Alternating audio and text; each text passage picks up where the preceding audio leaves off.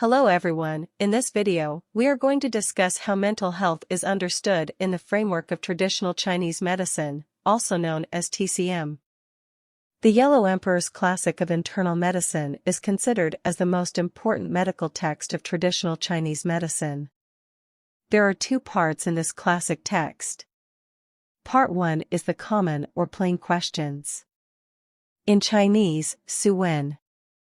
It covers the theoretical foundations of traditional Chinese medicine, as well as the basic diagnosis and treatment modalities.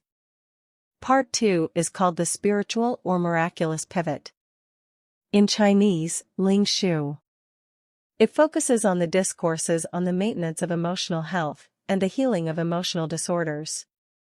Overall, there are 32 treatises that bear psychology-related titles in this classic text. So, we can say that traditional Chinese mental medicine is a core element in TCM.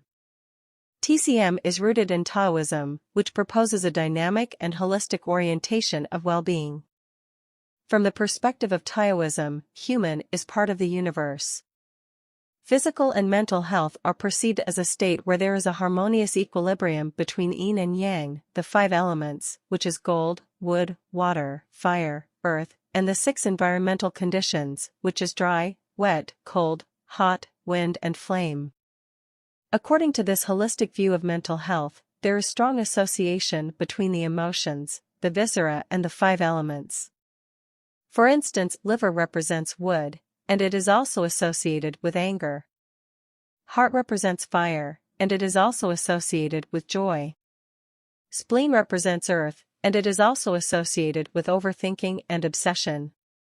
Lung represents metal, and it is also associated with grief.